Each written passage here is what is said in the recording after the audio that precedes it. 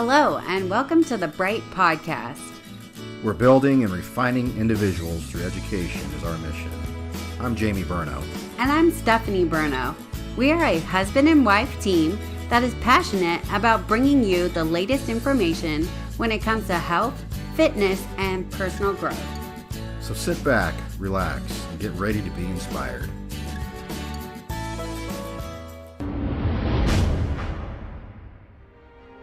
This podcast is brought to you by Burno Bodies. We offer cutting-edge strength training online programs and customized nutrition plans to help you succeed with your fitness goals. Check us out at burnobodies.com to get started today. Hello and welcome to our first podcast. Hi. So today we're talking about happiness, because who doesn't want to be happier? Right, and that seems to be the pursuit of every person's dream, right? I think that when you ask, what do you want out of life? Most people are saying, I want to be happier. Right, they want to be successful, they want to have money, and they want to be happy. So we are here to talk about what is happy, what is happiness, how do we get it, and all the components that come with happiness. Yeah, a lot of people seem to ask me, like, are you happy? Are you happy at your job? Are you happy in your marriage or in your life? Well, that seems to be everyone's desire, is to be happy, but I don't think it's really possible to be happy all the time.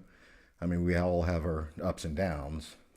Right, exactly. I don't think so. Every day you can't be happy level 10 out of 10 every single day. I think it's something that you have to work for and something that you have to actively pursue. Pursuing happiness is an ongoing thing. Yeah, I agree. And, I think it's like any skill that you have to learn over time, just like with personal growth. Happiness is something that you have to work towards, and you have to be productive and do things in your life to progress to that stage of happiness.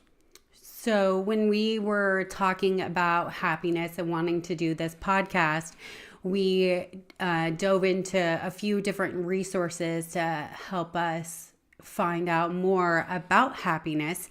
And one of the things that we watched was a documentary on Netflix called Happy. And then we looked at some of the studies that they talked about in that movie. And then we listened to some other resources, movies, podcasts, different things for us to really get a better picture of happiness. And one of the things that I thought, and I think you did as well, that was like super crazy, is that 50% of happiness is just like your genetic makeup. Right, yeah, that's like your set point. That's determined just solely by your DNA, your genetics. And everyone's set point is different, but that's 50%. What was super crazy, the 10%. And that 10% is just like circumstantial, your home, your money, your job. And I think that's what everyone puts like the biggest focus on is that small 10%. Yeah, that was kind of surprising to me, because I always thought, well, you always strive to, be successful, and, the idea is to be in a job where you're making a lot of money, and money isn't necessarily the thing that makes you the happiest. Right, exactly. But it's just so crazy that, we put so much emphasis on our jobs, on our home, on how we look. But really that is just like a small percentage of truly being happy. Now there's a 40% left, and the 40% is all about us. And, right, our intentional behavior.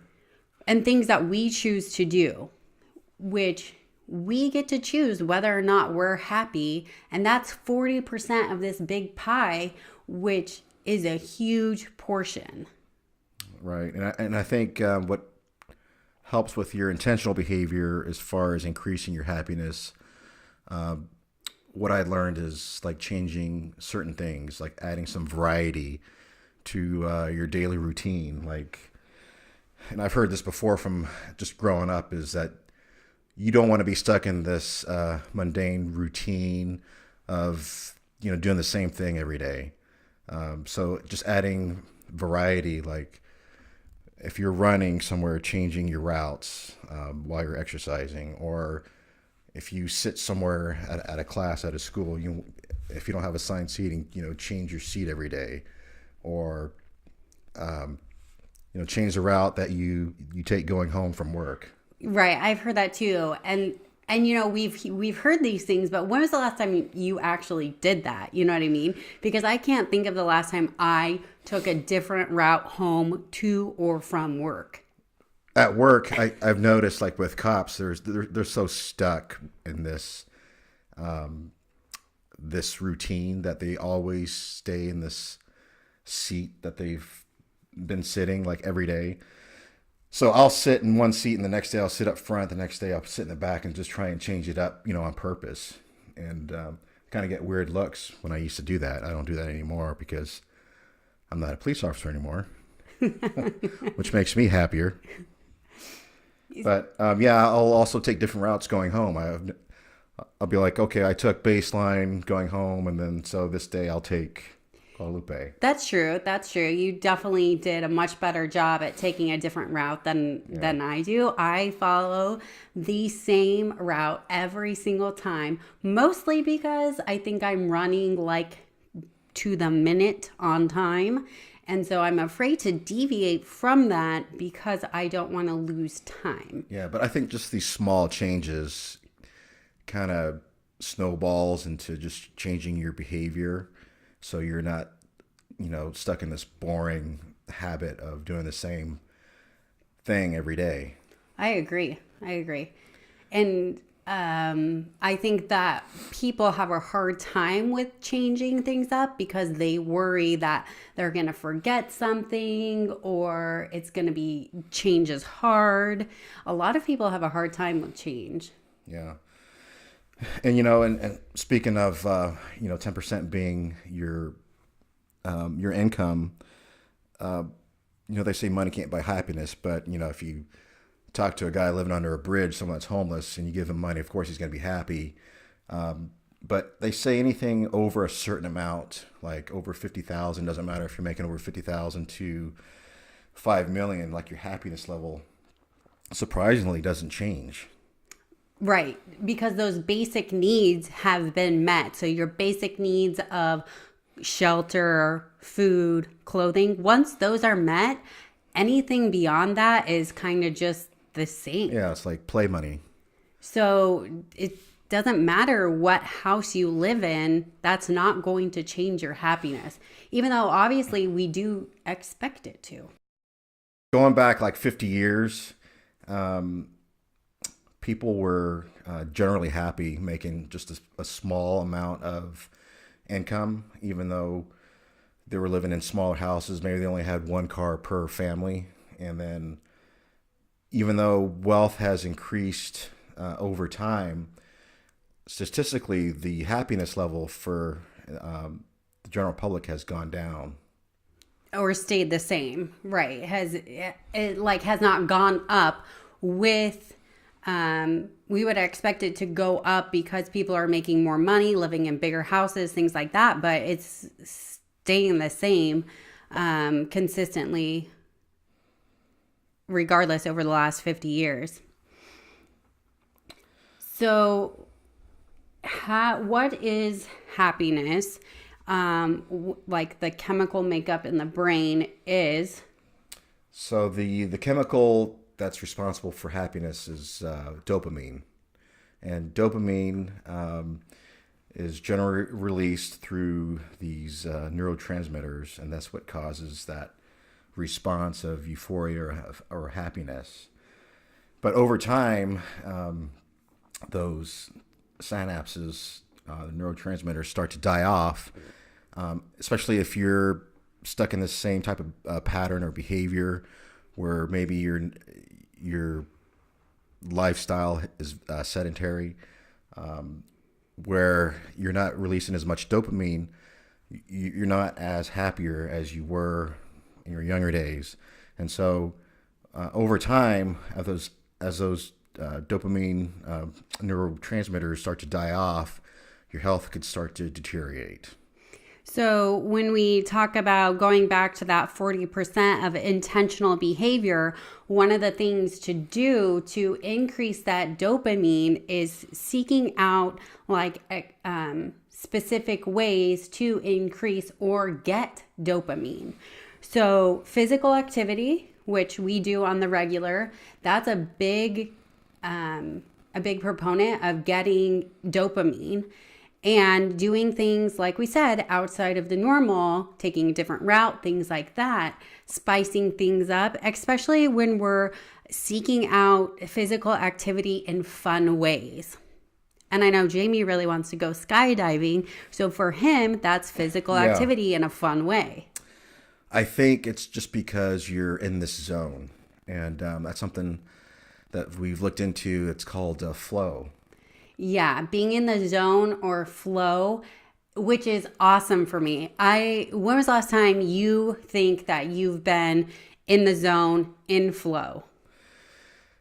Probably just recently, even though it was just a short amount of time, was when I was free falling in that wind tunnel, where I wasn't thinking about anything else. I was just in the present moment, just enjoying what I was doing, being in the zone, feeling just the wind under me, free falling. And that's why I kind of want to pursue skydiving. It's just because I feel it'll be very blissful. You're in this state of just this awesomeness of being in the present. So the last time I personally was in the zone is like a good workout for me.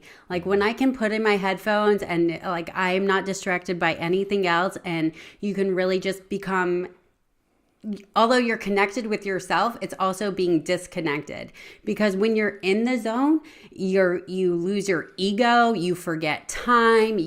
Some people express feeling a loss of like even losing track of their physical body.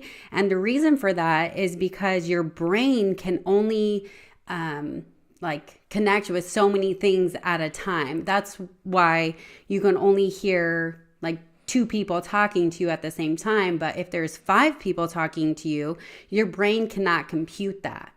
So when you're in this state, you lose track of so many things while you're in this moment.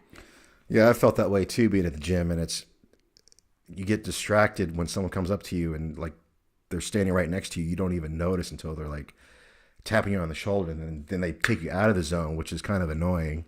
But that happens being at the gym when there's a lot of people there, and so it's kind of hard to maintain that. But other things that I think have, you can get into the flow when you're at work, or there's a lot of different ways to get into the flow. But more specifically, I think there's a lot of distractions that can keep us from being in this flow state, those being a lot of the technology.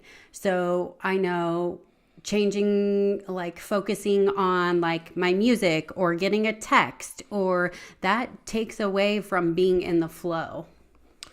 Yeah, there's a book written about having flow by Dr. Mahali. I'm going to screw up his last name here. Zazinski Mahali. Anyway, he talks about the flow is the key to unlocking meaning, creativity, peak performance, and having true happiness. So I think as long as you're experiencing that is one key element of obtaining true happiness. I know they talk about those people who can get into the flow more frequently are happier than people who do not get into the flow more frequently. So if you are consistently getting into flow, you will be happier. Yeah. This one TED Talk where this doctor was talking about this particular genius who didn't have much of a love life, but he was a multimillionaire. He would always be in this flow, in this zone of playing like bridge. Mm-hmm. But he was like the happiest person on earth because he was always in this flow on what he was doing, even though he wasn't necessarily happy in love, but he was happy with what he was doing. Right. So I think flow is a very specific way to increase your happiness. Yeah, and just being a generally happy person means that you're not always going to have pure bliss. I mean, with pleasure comes pain. You're going to have times of adversity. And so, but the thing about being able to create happiness or being happy is that you're able to be very resilient and bounce back very quickly. Right. When they talk about this thing, it's called happiness set point, and along with that comes the hedonic treadmill. And these things for me kind of go side by side together. The happiness set point theory and the hedonic treadmill theory, it's kind of like, so do you want to talk about the hedonic treadmill, kind of what that looks like? Yeah, I think part of the hedonic treadmill is that let's say you purchase some things and it makes you happy. Well, after a while, your set point comes back down to baseline. And so you need more and more things to make you happy. It's just this constant treadmill of wanting more and more. So do you think, like, what was the time when you thought, like, hey, if I get this one thing, I am going to be happier? Or if I achieve this one thing, I know I'm going to be happier? It's probably usually with like materialistic things. I think that comes down to like our human instinct of probably just being greedy. Do you think, have you ever had a time though? Like I can think of a specific time. Probably when I purchased my first home in 98, and it was a perfect house. It was a good starter house, 3-bedroom, 2-bath, and it was perfect for just me and my daughter Sarah. And you were living in there the last couple of years, and it was the perfect size. But even though I lived in there for 15 years, I always sought out like bigger homes. I'd always look at model homes, and I always wanted more. But I had to use a lot of discipline to not go out and want those bigger and better things, because I think we're just so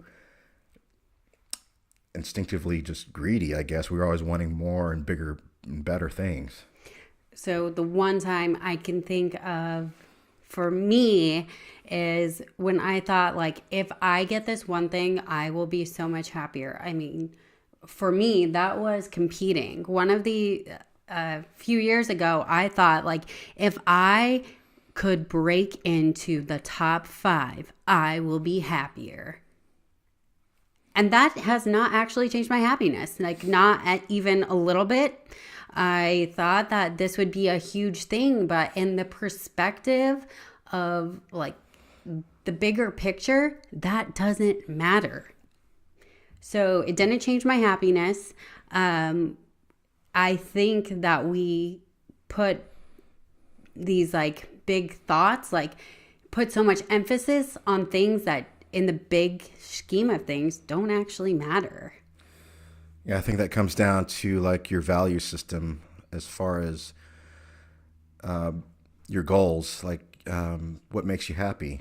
So there's a couple of different value systems when it comes to happiness. There's intrinsic and there's extrinsic. You want to talk about intrinsic?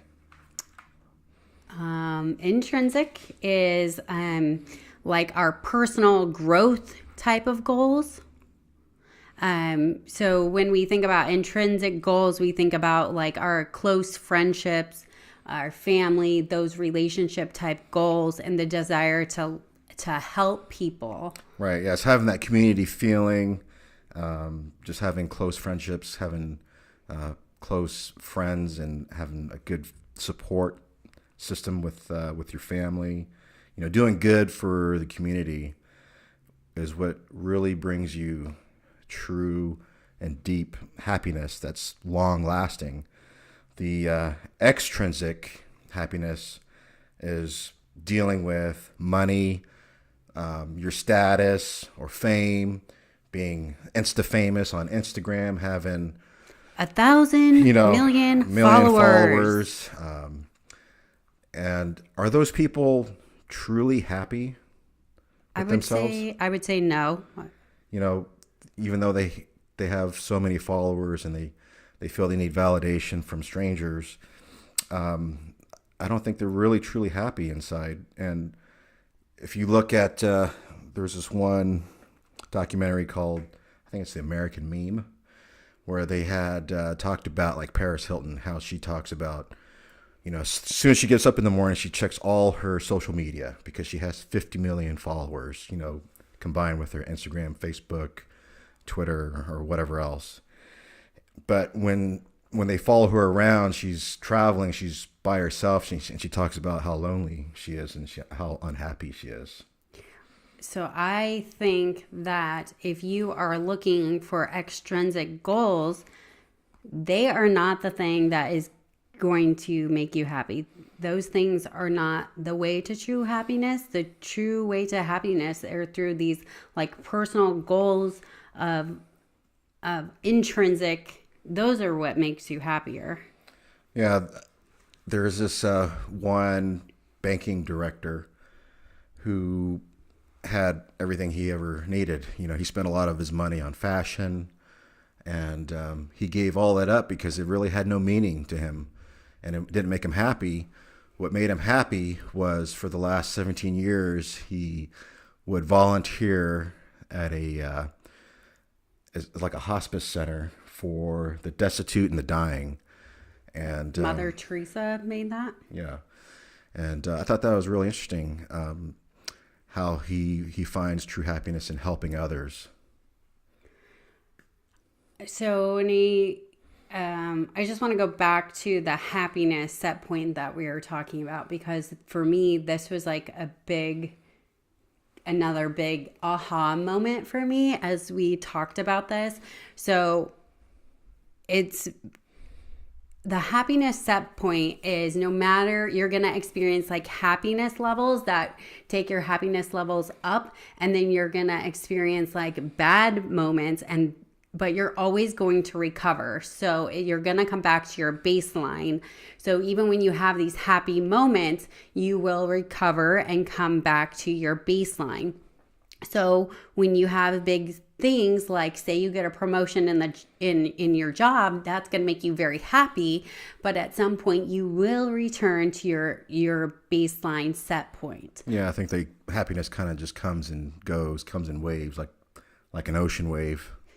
And so the same thing happens when we talk about things like when bad things happen. Bad things are going to happen regardless of your happiness level. They will happen. And thankfully, for the most part, we do recover quite well from bad things happening to us. You get in a car accident. Yes, that is a terrible thing, but you will recover. Studies have shown that you will recover and return back to your baseline happiness. So that's actually really good. Yeah, that's just life, life in general. But people are usually pretty resilient on bouncing back, and good things will come. I think the reason that was so interesting to me is because when we talk about like a body fat set point, we talk about people who are working everyone has their own body fat set point, and it takes a lot of work to kind of get to a different body fat set point. Just like it takes a lot of work to get to a different happiness set point. But I do believe that you can change your happiness set point and you can raise that bar long term. So yes, 50% is your genetic whatever, but I think that you can work to raise that bar and raise that set point. Yeah, they did a PET scan on a Buddhist monk who was a monk for the last 30 years. I think he actually had a PhD, but they looked at his brain scans, and they actually saw part of the brain, the cortical scans were all on fire, and they were thicker in the brain from just meditation. When he was doing meditation on gratitude specifically. Gratitude and compassion, I believe, right? Yeah. So, and that is one way that you can work to bring up your set point. When we talk about the happiness set point, things to change that are these meditation practices on happiness, on compassion, because they are shown to increase that compassion. And like Jamie was saying, those meditation practices actually change the structure of your brain. Yeah, it's kind of crazy. The structure, not just literally changes your brain. So I think if you invest, 10 to 20 minutes a day of just meditation, it kind of pays itself off in the long run. Some other things that they talked about and we've researched to change that set point, counting your blessings or doing a gratitude practice. So the people that consistently look for their blessings in life, look for ways to be grateful, those people overall are happier than those people who are not looking for that. Doing acts of service, that's huge as well. Those people who are doing things for others, not selfishly just trying to be about themselves, it goes back to that sense of community. Yeah, I believe one of the studies showed that the most effectiveness for happiness was doing acts of kindness. Yeah. Showed people to be the happiest. And, some of the benefits of being happy, it creates longevity. You live longer. You're less stressed. You're more productive. You age gracefully. I think here's a fun fact. So the dun dun dun fun fact. The country with the worst happiness levels is, can you guess? I already know the answer. It's Japan. And the reason why they think Japan has the worst happiness levels is because after World War II, their country created a culture of telling its people, hey, we need to rebuild, we need to work hard. So they were preaching material prosperity. So they were very materialistic in their ways of thinking. So that created higher stress for the people. They were literally working so hard, they were working themselves to death. People were dying on the job. They've had so many deaths, they actually created a term for it in Japan. It's called karoshi. And so I think Japan needs to have some sort of paradigm shift, because not only are they losing a lot of people, their workers, but a lot of other things are suffering, just like their morale. They have one of the lowest birth rates because the people don't want to have a family and have kids, because work comes first.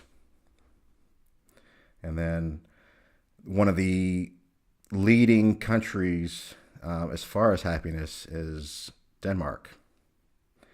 And the reason why they think Denmark is the happiest out of the world is because of just how they live, how they socialize. They have just a high quality of a social gathering, social interaction. So just going and talking with people and interacting with people creates happiness, like a co-op, being cooperative with each other. They have these communities where they have multi-cohabital living quarters where lots of families live in these structures. So like families will come together and like make dinner. And so they think it's because of the social interactions is why people are so happy in Denmark. And they've been number one out of the last 7 years. And United States comes in number 18, and we're actually dropping. So that's not good.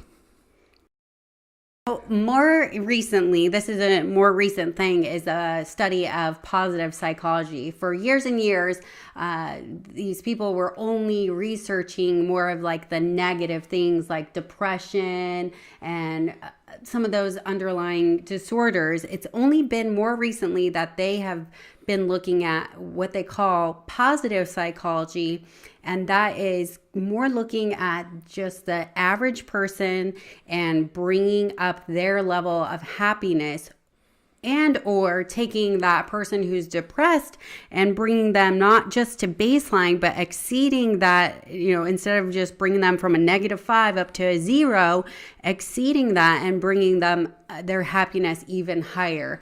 It's about getting the average person to create more, to be driven. This positive psychology is kind of where it's at right now.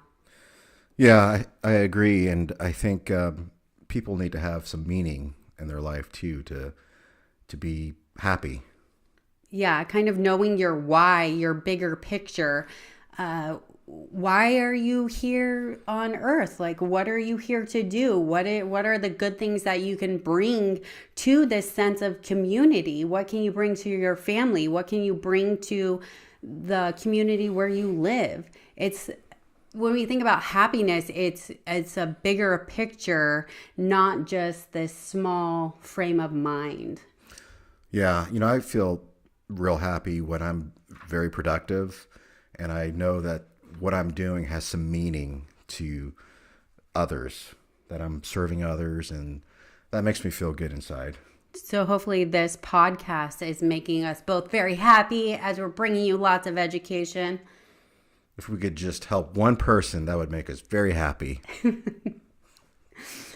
So being happy it's not a constant, like we talked about. It is an active choice to become happy, to work on happiness, to be happy in your present sense. That is definitely sometimes hard, but you can do it.